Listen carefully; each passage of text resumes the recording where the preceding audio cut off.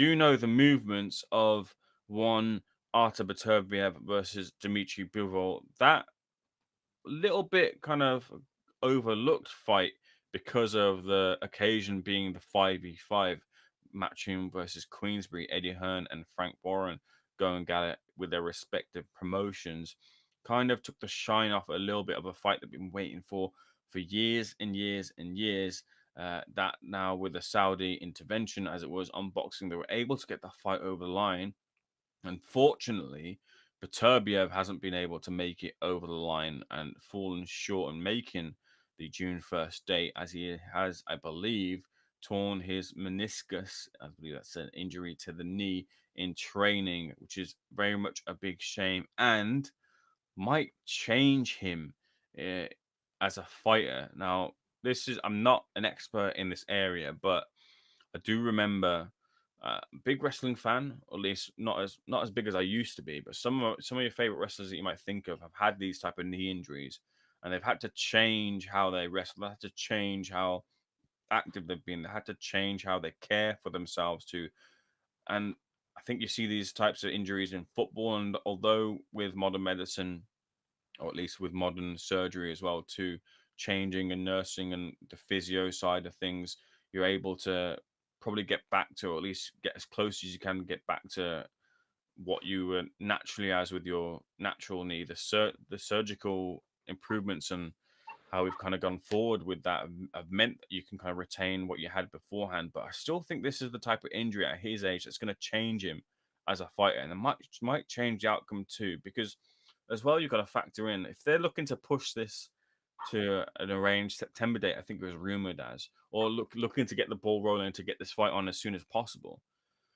How much is he going to be able to train for that fight with Bivol with the knee, and how much of his strength is he going to be able to retain?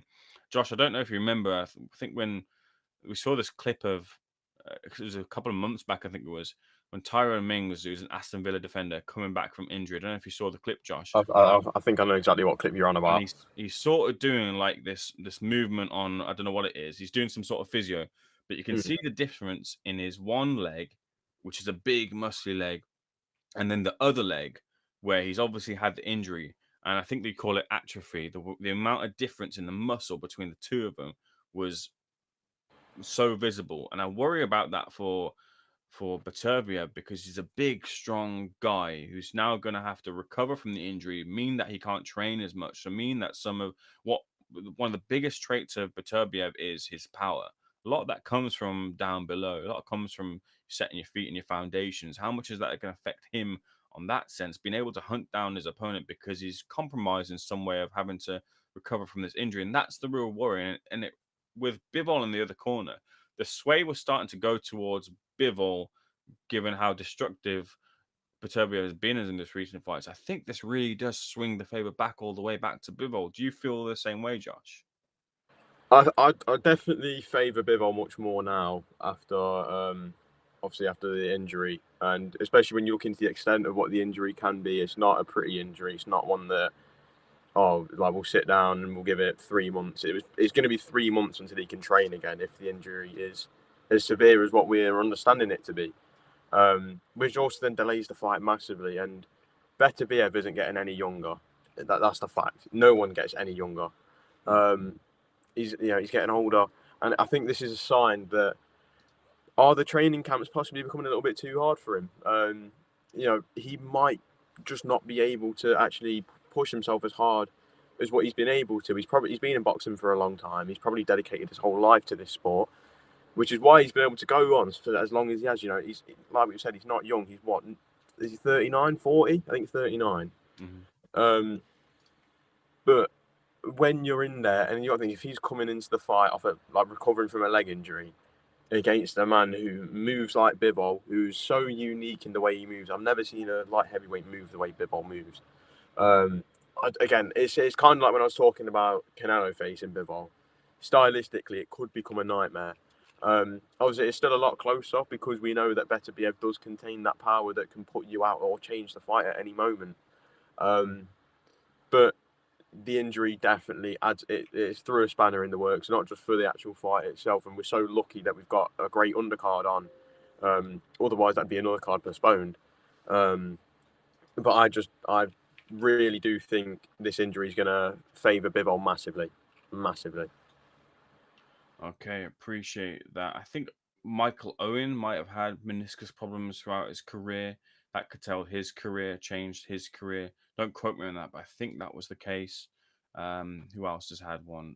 Luis Suarez. I think Suarez, although he had a real quick turnaround from his surgery off the back of that. So I think, like I was saying, maybe with modern surgery, it's not as bad as it used to be or could have been, but we don't know what the extent of the situation is with Beterbiev. We just know that he's had that injury. It could be something that, all these are all personal and individual. It could be not as big of a problem as we might make it out to be, but it's still very much a worry, and it's still something that I I I on the face of it would really kind of swing the pendulum all the way over to Dmitry Bivol in the fight if it does end up getting made. I believe that now in the picture it's been decided as to who takes his place now, and it's not going to be Joshua Buatsi.